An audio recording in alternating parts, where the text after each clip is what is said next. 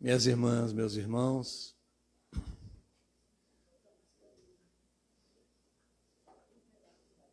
que Mestre Jesus, nosso Mestre amado, possa nos envolver a todos em muito carinho, muito amor, em especial nesse mês, o conhecido mês de Setembro Amarelo, de preservação e valorização da vida. Nossa temática proposta para hoje, ela nasce em decorrência de umas reflexões a respeito desse período.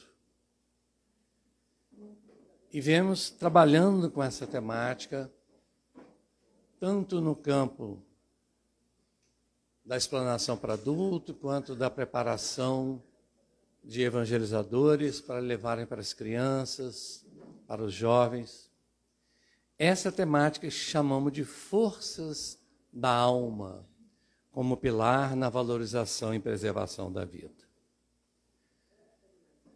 Para que entendamos, embora já nas semanas anteriores, Eva e Rui nos trouxeram temas inerentes, relacionados diretamente à questão do atentado contra a própria vida, que é o extremo de desespero e cuja desvalia da vida, na verdade, representa uma tentativa de fugir de um sofrimento profundo.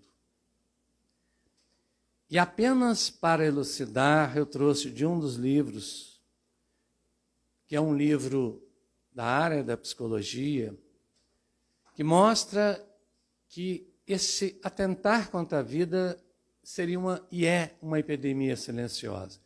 E por mais que falemos em setembro, no Setembro Amarelo, as famílias que passam por um episódio dessa natureza, normalmente elas silenciam.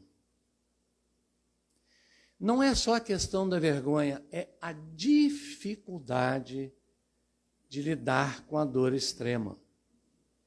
Porque uma atitude dessa, muitas vezes, é compreendida no próprio seio da família como uma falência do coletivo.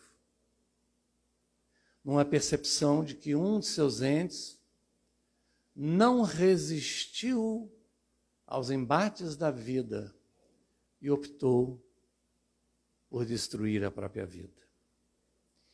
E eu queria ressaltar aqui que para cada tentativa que logra, lamentavelmente, êxito, 20 são feitas que, felizmente, não logram êxito, mas muitas delas deixam sequelas enormes.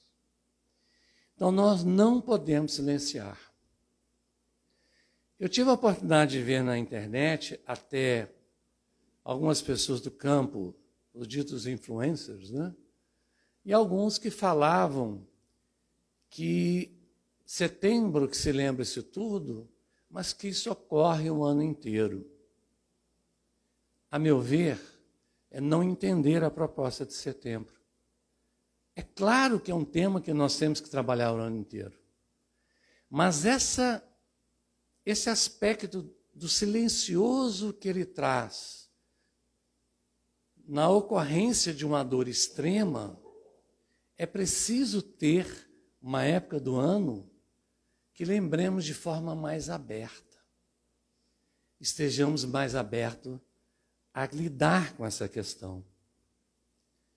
Mas quando eu vim, desde já agosto, pensando nas temáticas de trabalho de setembro,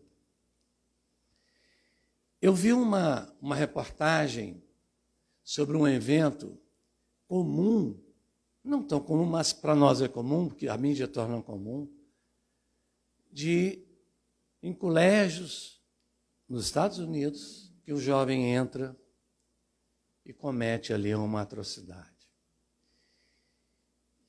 E, fazendo uma reflexão em algumas discussões, podemos observar que nosso olhar, muitas vezes, é para a questão que também faz parte, pelo aspecto legalista, jurista.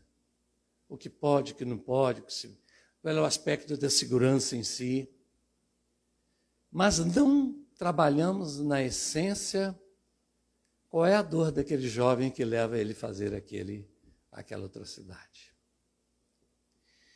Então isso me levou a uma profunda reflexão e consciente do trabalho que seria feito com relação ao Setembro Amarelo como prevenção, que Eva trouxe muito bem, valorizando a vida, o Rui complementou. Eu quis trazer, então, algo menos de preservação, mas antecedendo todo o processo, que são as forças que nos garantem a condição de nem pensarmos nisso, ou se pensarmos, buscarmos essas forças e nos equilibrarmos. Então, eu venho trabalhando aqui, tendo a satisfação de estar nessa casa trabalhando, com temáticas que eu busco sempre trabalhar com uma dessas forças, que são as forças da alma, que, na verdade, são forças psíquicas, no ponto de vista da psicologia positiva. E eu faço aqui alguma extensão, eu incluo o otimismo, a compaixão, a resiliência e a fé. Então, essas forças, que são 24 e hoje já se trabalha expandido, representam aspectos, no meu ver, que está lá na psicologia, que a gente traz para o campo da aplicabilidade da psicologia do espírito. E aí eu entendo que nós temos que trabalhar em cima disso. Nós temos que desenvolver o otimismo, por isso que falamos de otimismo, a resiliência, o perdão, a esperança, a gratidão, a fé, que são temas que a gente vem trazendo. Então, para quem queria saber qual é o percurso temático que a gente está trazendo, ele está fundamentalmente aqui. E há também um percurso temático na questão do Evangelho. Contudo, hoje, a psicologia positiva ela não apresenta algumas outras forças que eu entendo como estruturantes.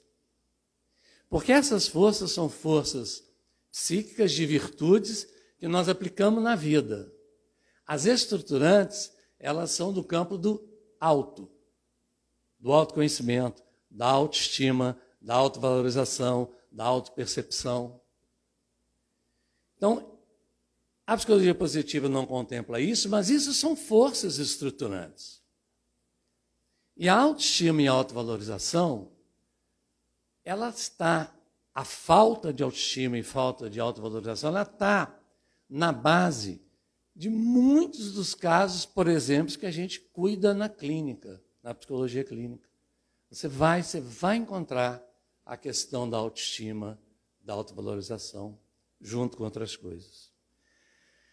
Então, refletir sobre a importância de se cultivar uma autoestima e autovalorização equilibrada, fundamentado na doutrina e nos ensinos de Jesus. Esse é o nosso objetivo. Não é um parênteses, com uma ressalva, evitando-se os excessos, que eu prefiro hoje dizer, evitando as distorções. Porque algumas distorções que a gente faz na autoestima, que as pessoas vão envezando por campo, por exemplo, do narcisismo, na verdade não é autoestima. Não aquela que nós vamos falar baseada no Evangelho. É um outro tipo de adoecimento da alma. Então, nosso percurso, nós vamos, apesar do nosso tempo, tentar trazer o quadro de quando a autoestima e a autovalorização está baixa. Vamos em Jesus, sempre.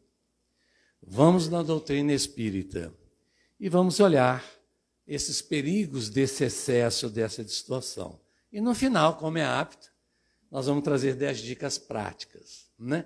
É a hora do e daí? Né? Se não é o que eu faço com isso, é como eu faço isso. Que é onde a gente quer fomentar ideias e sugestões. Porque muitas vezes a gente traz a temática, temos que fazer isso, temos que ser criativo, temos que perdoar, mas como? Né? Como? Quais são os recursos internos que eu mobilizo nessa direção? Então vamos lá, vamos ao trabalho. Quando a autoestima e a autovalorização são baixas, Existem alguns quadros, a gente tem que tomar muito cuidado. Outro dia eu estava tendo uma live, aí me perguntaram, quer dizer então que autoestima baixa causa isso? Eu falei, vamos entender bem. Vários quadros psíquicos, é muito difícil até delinear na prática onde está a causa e efeito, porque são forças que estão correlacionadas. São sintomas que vêm concomitantes. E a ordenação de certas causas e efeitos, ela acaba sendo de caráter didático. É a própria questão, quando muitas vezes nós associamos certas características à obsessão. É a obsessão que causa, mas pode ser que aquele comportamento cause. A pessoa que tem o vício do álcool, né? É um espírito que está causando, mas pode ser o contrário, o espírito pode estar ali por causa do álcool. Então, tudo isso a gente tem que entender que são forças correlacionadas, ok? Mas nós vamos ver que nas pesquisas que a falta de autoestima e de autovalorização é comparada a uma planta que não recebe luz e nem água. Então, nós somos aquela plantinha que está faltando luz e água. Sem essas forças da vida, nós enfraquecemos. E vamos nos tornar vulneráveis às doenças da alma, sendo capazes de ameaçar a própria vida. Então, sem aprofundar a temática, até por conta do tempo, mas deixando já o entendimento que o nosso objetivo maior não é falar especificamente da doença, mas é falar da saúde psíquica. A autoestima baixa, também a desvalorização, está associada causal ou como consequência em quadros de depressão, de ansiedade e de vazio existencial. Esses três que estão acima, a meu ver, representam as grandes dores da humanidade no momento. O avassalador crescimento do quadro depressivo, a ansiedade que ela vem a galope e o vazio existencial, ele está assim do nosso lado, se já não tiver em semente dentro da gente. Mas tem outros, transtorno alimentar, transtorno de personalidade, autossabotagem. Com autossabotagem vem outras consequências, inclusive a autossabotagem associada à depressão, ansiedade. É um complexo de coisas, levam a um desespero de levar a tentar com a própria vida. No aspecto dos relacionamentos, não especificamente do próprio indivíduo, a baixa autoestima leva a relacionamentos tóxicos ou ao isolamento social, que pode estar junto com a depressão, dificuldades profissionais, escolares, propensão ao bullying.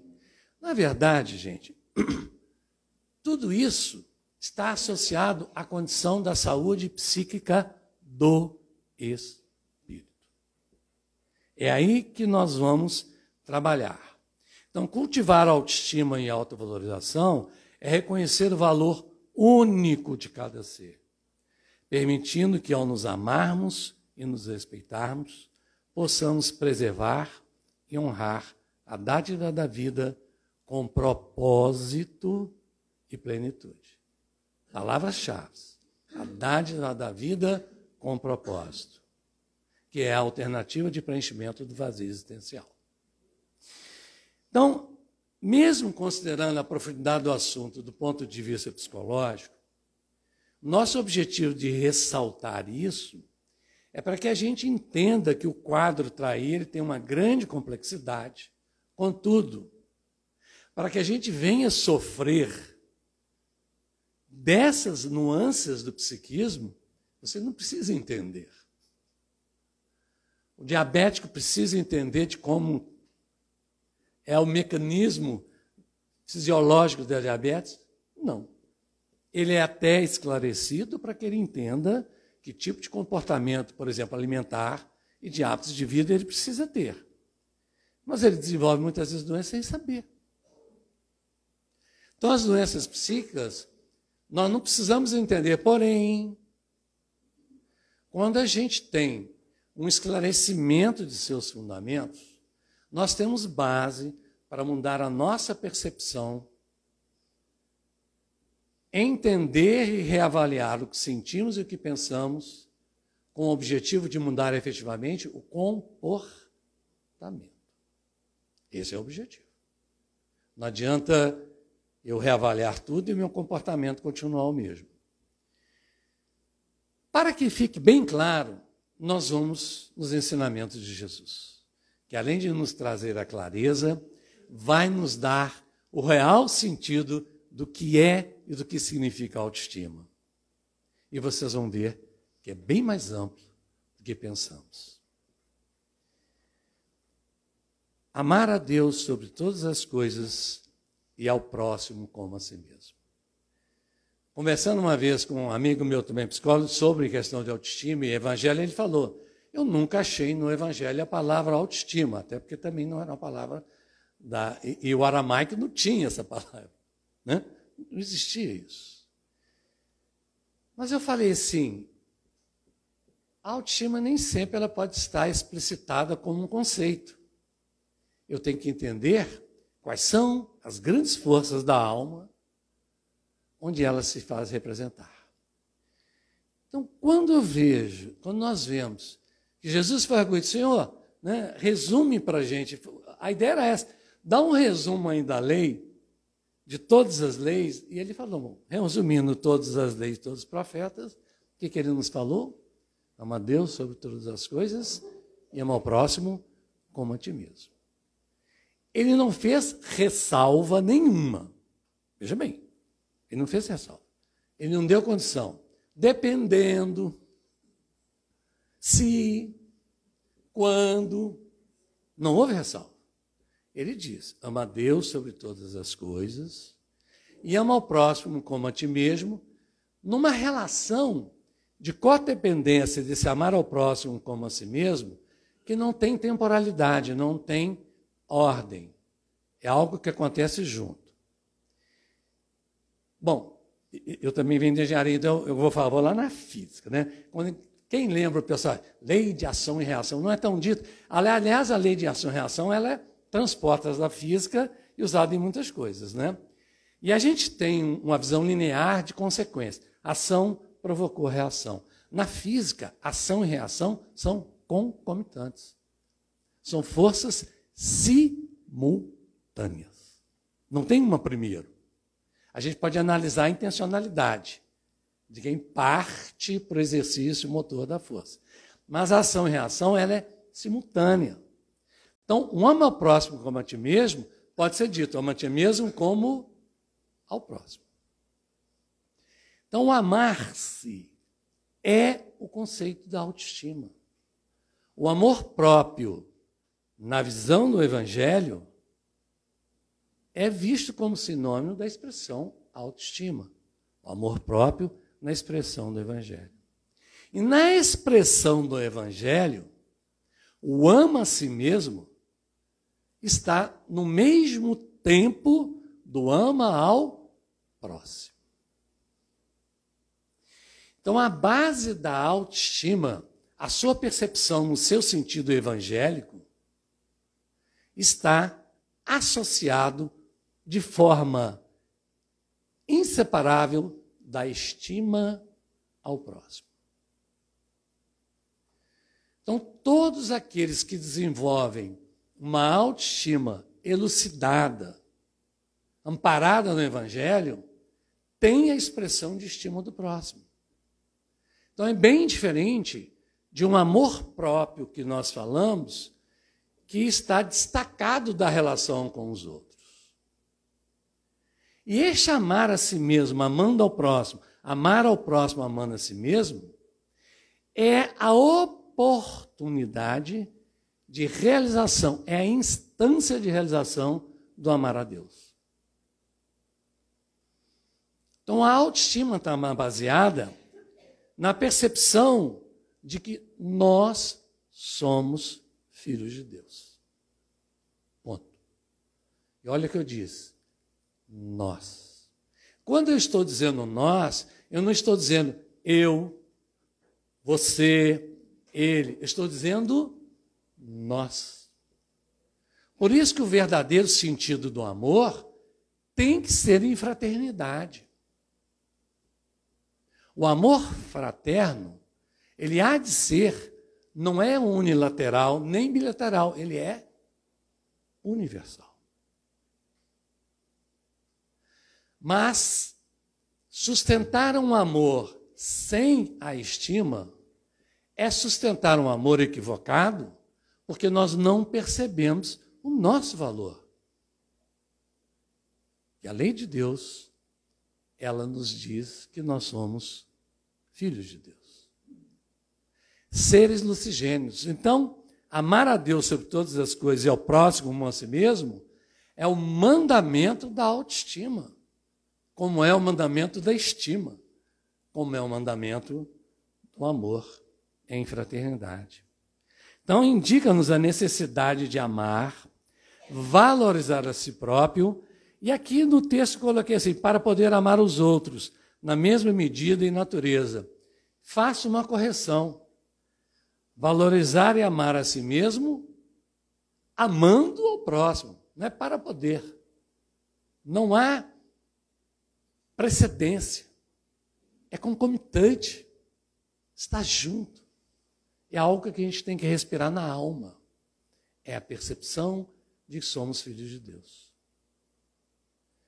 É esta certeza que nos faz ter uma posição que na ventania, como se diz, envergo, mas não quebro. Porque há dentro da gente não só uma consistência do entendimento dessa estima que vem do amor divino e que eu expresso no amor ao próximo.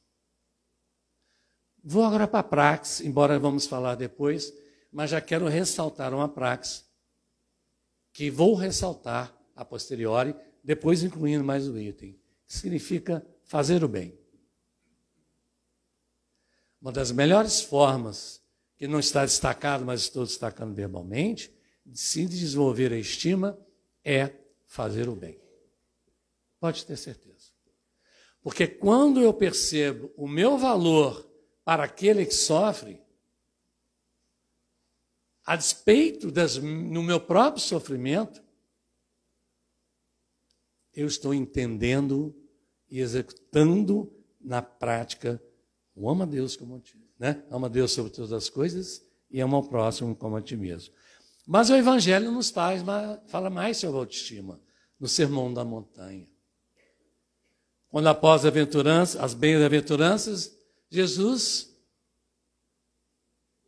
metaforicamente, nos chama de o sal da terra, a luz do mundo. Não há porquê nos vermos como charco, como as sombras. Nós somos a luz. Jesus, é claro, ele é a plena luz do mundo, mas ele nos deixa o legado quando de vós sois deuses. Ou seja, toda essa semente de amor, de correlação, de estima e de autoestima, ela está em essência, em todos. E tem que ser. Porque se não for algo em gênese, em essência, vai depender da própria experiência do Espírito. A experiência do Espírito e suas vivências, ela é capaz de potencializar, de dar curso, de dar realidade. Porém, isso está em todos. Todas as virtudes, podemos dizer assim. Em Gênesis, o que muitos dizem, somos perfectíveis. Não é isso? Aqueles que se tornaram perfeitos. Eu prefiro ver diferente. No tempo de Deus, nós somos perfeitos. Porque o tempo de Deus, no nosso, vamos trabalhar. Vamos trabalhar. Um dia todos nós seremos anjos. E a parábola dos talentos? Oh, meu Deus, a parábola dos talentos nos diz exatamente que todos temos talentos e devemos fazer o que com esses talentos? Duplicá-los, trabalhar com esses talentos. Na proporção da capacidade. Quem tem 5, faça mais 5. Quem tem 2, faça mais 2. E aquele na parábola que tinha 1, ele ficou com medo, né, escondeu. E o senhor da vinha, ele falou, servo infiel. que na verdade é um chamado de você não confiou no talento que eu lhe confiei. A capacidade de amar está em todos nós, gente. Portanto, a base de estímulo está em todos nós. A baixa autoestima, ela é uma distorção nossa de uma percepção de si mesmo. Muitas vezes, é claro, em decorrência das situações de vida. Mas Jesus, quando nos relembra os mandamentos máximos, quando nos relembra da luz do mundo e da parábola dos talentos, está aqui, a meu ver, 3 ensinamentos que a gente deveria refletir sempre quando nos sentimos cabisbaixos. Ah, mas isso não vai resolver o contexto. Claro, o contexto vai ser resolvido na nossa ação. Mas eu preciso partir de dentro de mim. Quando eu percebo o amor que Deus tem por todos e, portanto, por mim, e quando eu olho as minhas dificuldades, eu tenho que entender que tem uma razão. Tem uma lição por trás disso. E eu, invariavelmente, nesses modelos, eu alterno a minha posição na vida, verdade, entre Paulo, estou longe de Paulo, mas eu vou pegar um ensinamento de Paulo, e do cego Bartimeu.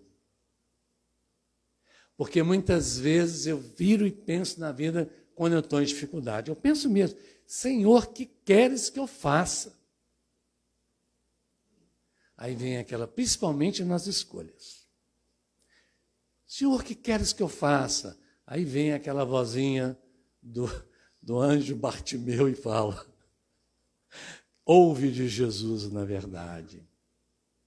Que queres que eu vos faça? Então me posiciono aí como Bartimeu, escuto o mestre falando, escuto a dor me falando, não que a dor seja o mestre, mas a dor é o ensinamento que a vida está me dando, me dizendo, que queres? Que podeis fazer, que podeis aprender. E se não tivermos a autoestima e a compreensão de que somos filhos lucigênitos, gente, meu Deus, nós não somos pouca coisa, não. Nós somos filhos de Deus. E se a gente fala, fala, a mais, tem trabalho demais aqui, viu? Vem trabalhar. Vamos dar sentido àquilo. E na doutrina espírita, a questão 919, ela traz a máxima que nos ajuda disso, que é a máxima do autoconhecimento. Muitas vezes a gente olha o autoconhecimento, já conversei com ela, e olha o autoconhecimento no lado da sombra. Assim. Vamos olhar os meus equívocos. Claro que por eles somos responsáveis. E precisamos partir em direção à autorreparação. Mas eu tenho que olhar o que eu tenho de bom. Mas não é para envaidecer. É para quê? Para servir. Porque o meu talento tem que estar a serviço de Deus, a serviço do próximo, numa realização do amo a Deus sobre todas as coisas e amo ao próximo a ti mesmo. Simples assim. A lei de progresso, questão 776-802, nos explica como a valorização é fundamental para o progresso espiritual. Não que Kardec fala diretamente, mas se eu olhar a lei do progresso, eu vou entender que eu estou despertando, eu estou crescendo. Com o objetivo, claro, de valorização do quê? Do coletivo. Tem algo que me preocupa muito hoje em dia, verdadeiramente, é algo que nós estamos incutindo na criação, na infância. O mundo ele é competitivo e, naturalmente, tem se estimulado diversas formas de competição nas escolas. Isso está permeando. E a gente gosta de ver o filho ali, muitas vezes, medalha disso, medalha daquilo, medalha daquilo. Só que, por trás disso, nós estamos classificando as pessoas. O melhor, o mais ou menos, o pior. Então, isso para estima é discutível. Não que não, as Olimpíadas sempre tiveram, não que não haja isso. O que eu estou falando é uma cultura de competição que vem abafando o sentido de colaboração.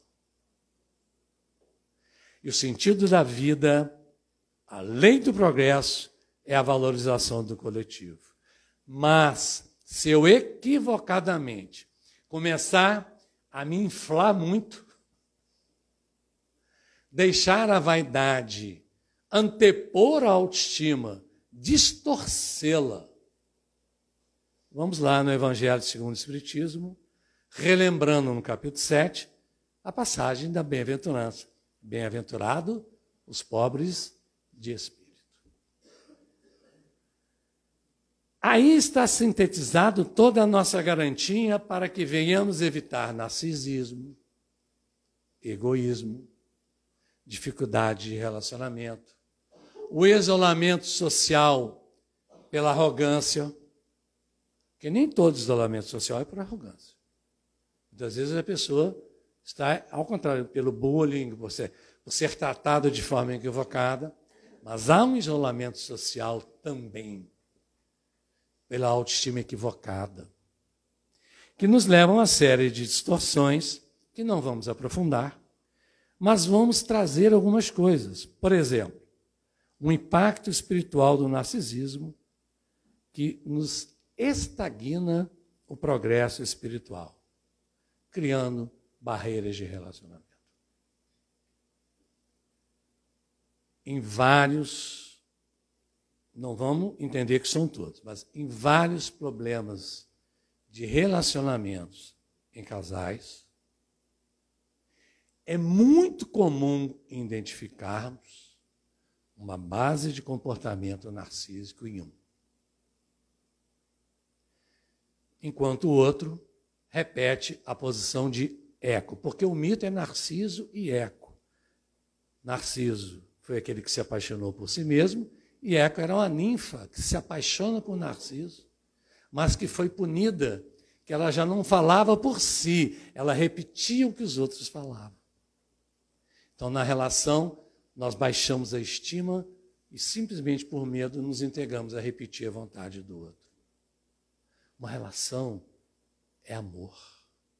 O amor tem que ter a complementaridade, não é só das diferenças, é da intencionalidade de aceitação, adaptação e crescimento conjunto.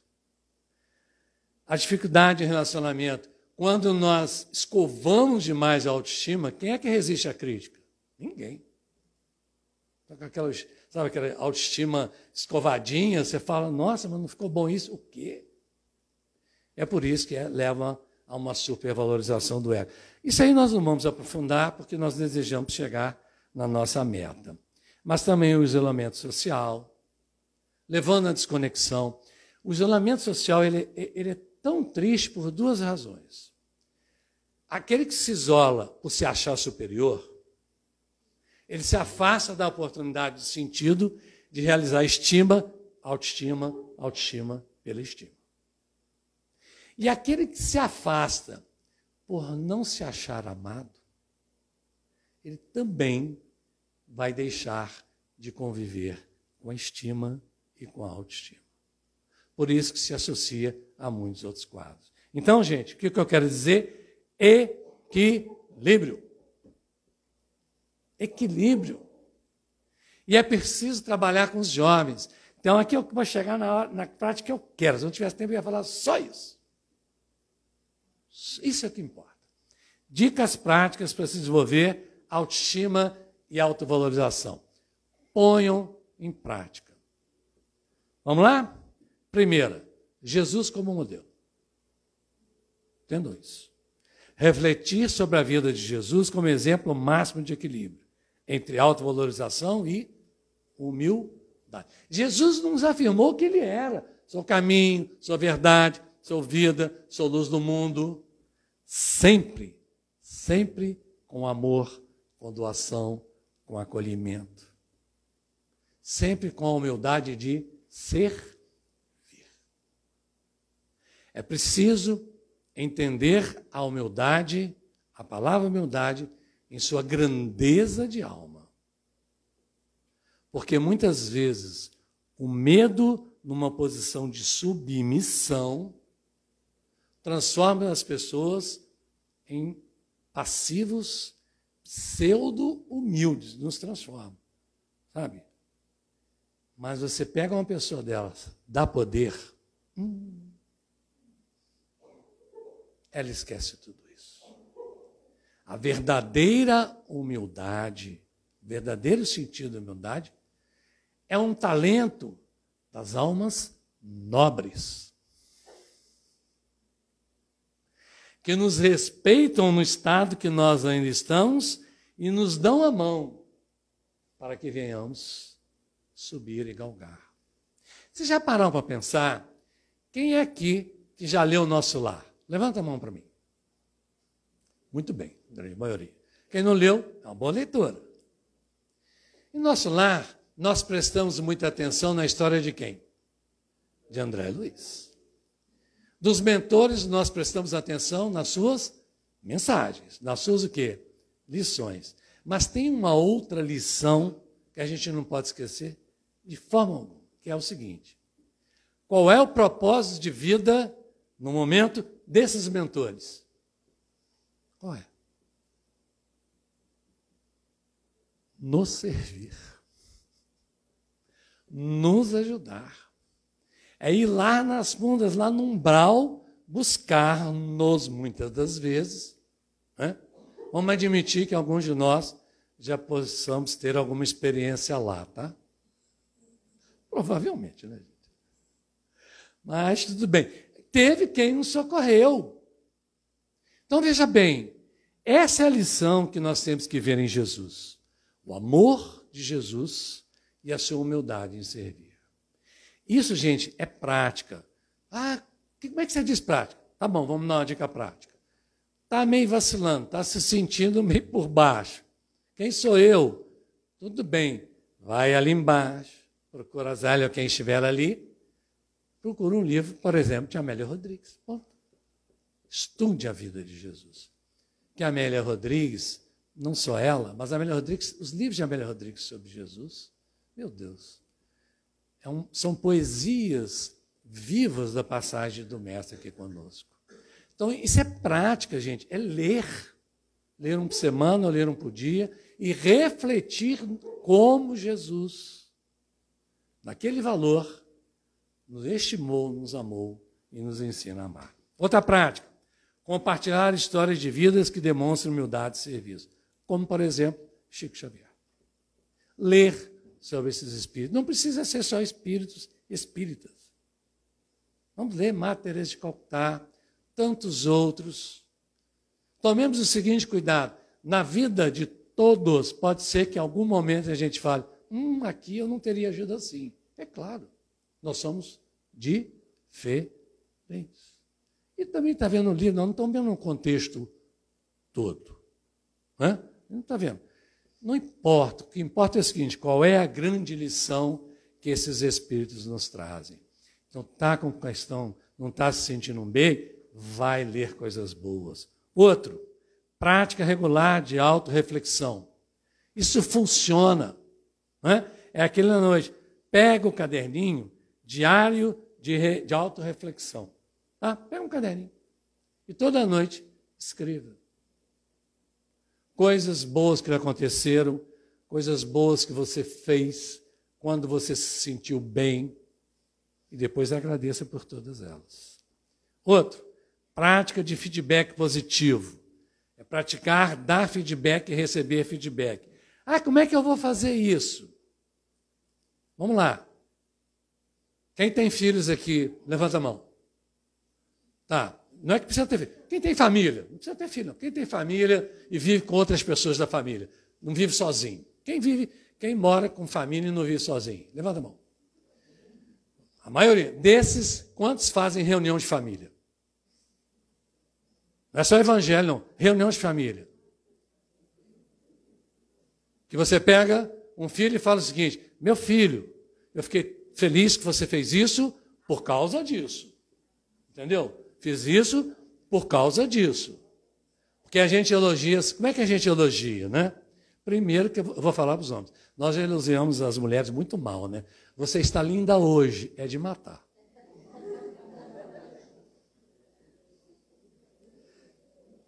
Ó, quer ver outro? Essa roupa ficou bem em você. Quer dizer, quem está bem é a roupa, não é a mulher. Essa roupa ficou ótima em você, né? Quer dizer, a roupa é ótima. E a mulher? Os filhos nós elogiamos do mesmo jeito. Eu tenho uma máxima, hoje eu tenho uma preocupação tão grande com o estudo. Olha que eu sou da turma antiga de escovar bit. Eu fui escovado bit. Eu tive a oportunidade de estudar engenharia, a parte de engenharia nuclear, no Instituto Militar de Engenharia. Então, lá eles não ensinam a gente, não. Lá eles viram a gente do avesso. Você entra de um jeito, você sai do avesso. Depois você tem que aprender a viver assim. Mas eu ensino para meus filhos, eu falo o seguinte, meus filhos, eu não me importo com nota. Eu me importo é com esforço. Eu avalio a partir do esforço. E aí, quando eles trazem, às vezes vem umas coisas que falam, aí eu vou dar um feedback negativo, eu paro e tento na reunião escutar. O que você queria dizer com isso? O que você buscou? O que você sentiu? Normalmente, eu tomo uma lavada deles feia, viu?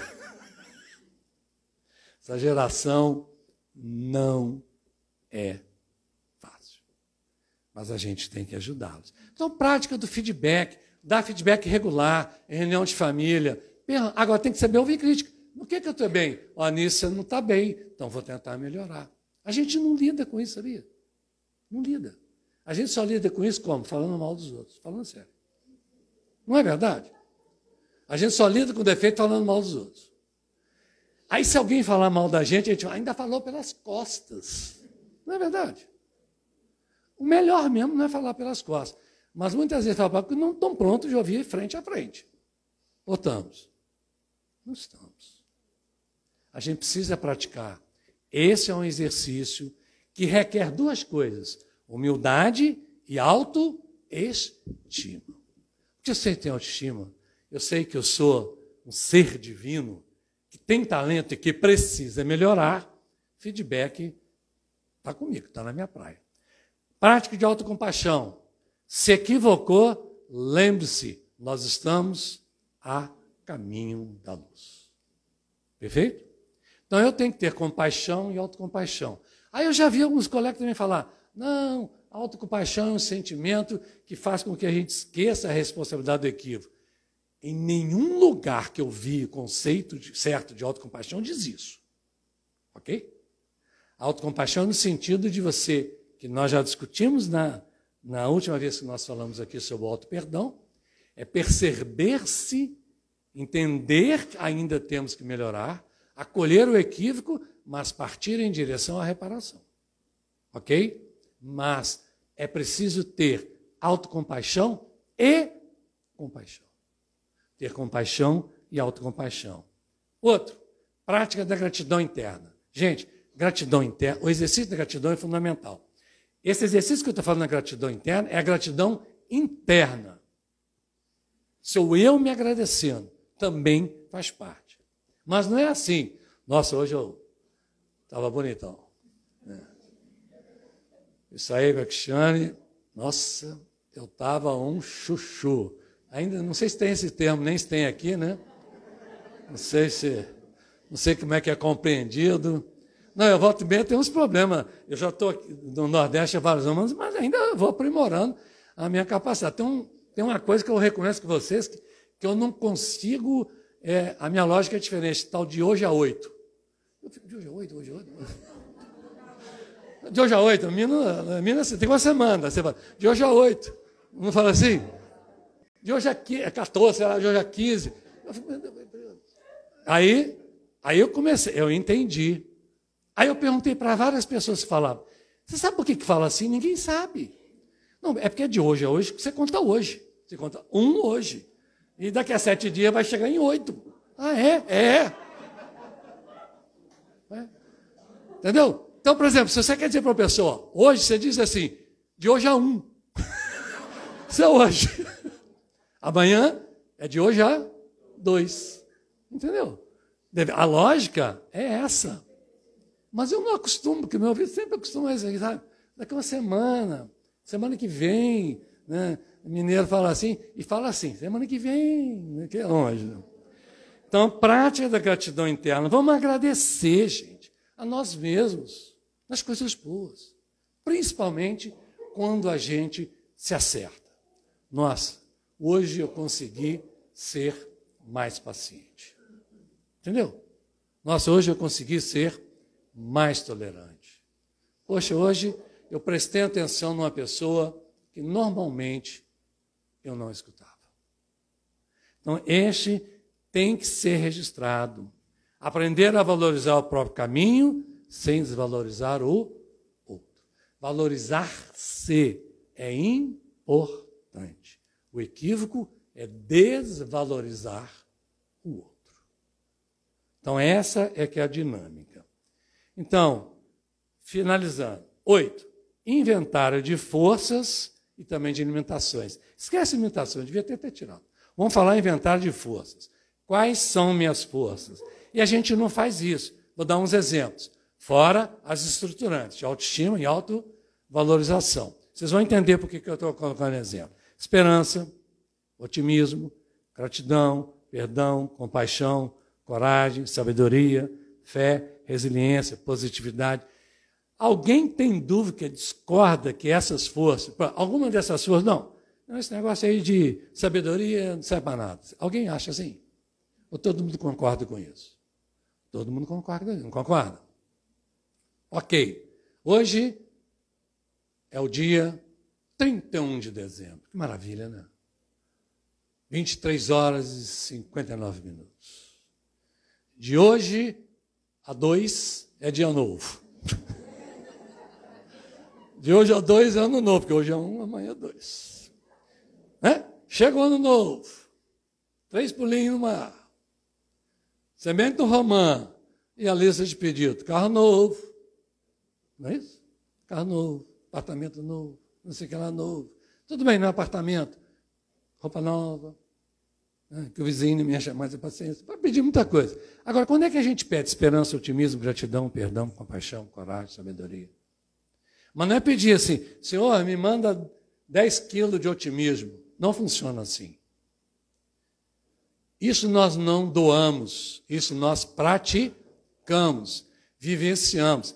Existe forma, por exemplo, de doar esperança? Tem. Amanhã, dia 21, aqui, nós estaremos doando esperança. No programa do Amigo Doador. Doar o sangue. Junto com esse sangue vai o que gravita é a esperança, é o otimismo. Então, nesse sentido, nós temos que estabelecer metas para o espírito. Isto é poderosíssimo para a autoestima. E na maioria das vezes nós não fazemos. Nós não temos metas para a autoestima. Não estabelecemos. Nós ficamos numa situação... É engraçado, né? Assim, engraçado nada, é interessante. Quando a gente vai reencarnar, vai lá nos livros de André Luiz, a gente sabe que todo mundo, antes de reencarnar, né, tem que fazer o quê? Um planejamento. Não faz? Faz um planejamento reencarnatório. Quando é que a gente revisita interiormente esse planejamento aqui? Quando? Não revisita. Talvez só em um momento que a gente revisita equivocadamente é o seguinte: você é meu karma. Aí a gente está fazendo referência como se fosse um planejamento que o outro vai me fazer sofrer. Não é verdade? Triste isso. Eu garanto que no planejamento estava escrito da necessidade desses espíritos se apoiarem e aprenderem a se amar. Tudo bem. É difícil. Nós temos a nossa natureza, precisamos aprender. Mas nós não repassamos o planejamento. Nós não olhamos na condição de filho o que eu posso fazer pela minha mãe, pelo meu pai, por exemplo. O que eu posso levar? Eu não estou falando de bem material, porque muitas vezes é até necessário. Estou falando de metas para o espírito, tomando cuidado de fazer revisão de metas. Agora, um cuidado muito importante na vida. Nós, na teoria da motivação, que é uma coisa que eu gosto muito de estudar, na teoria de motivação, uma das regras principais é o seguinte: os desafios, eles têm que aguçar a nossa vontade mas eles têm que estar dentro da nossa capacidade. Porque senão gera a famosa frustração. E é aonde nós estamos frustrando os jovens, exigindo deles um resultado absolutamente absurdo. E o adoecimento dos jovens, inclusive dos males contra a própria vida, é uma das categorias que vem aumentando muito. Assim como também na quarta idade. Eu estou falando quarta idade porque, teoricamente, eu já estou na terceira. Então, eu empurro mais para frente. Quarta idade é a terceira idade quando a gente não está feliz com ela, é isso que eu falo. Tá? Porque é uma maravilha estar na terceira idade. A terceira idade me trouxe ensinamentos incríveis. Um deles é que é bom ser jovem. Então vamos ser jovem de alma. Vamos cuidar da saúde. Vamos estabelecer metas para o espírito. Então, Jesus nos ofereceu o exemplo máximo de autoestima equilibrada, pois, apesar de reconhecer plenamente sua missão, seu valor espiritual sempre agiu com profunda humildade e amor ao próximo. Ele nos ensinou que a verdadeira autoestima não se baseia em se exaltar ou buscar reconhecimento, mas em servir com coração desinteressado e humilde. Aí está o sentido da estima verdadeira. Quando equilibramos nossa autoestima, tem que equilibrar com o propósito de servir. A autoestima só faz sentido servindo, uma representação de estima. Valorizamos nossa própria vida ao mesmo tempo em que contribuímos para o bem-estar dos outros, de todos, seguindo o caminho de Jesus em direção à evolução espiritual e à fraternidade. Que Jesus nos abençoe a todos.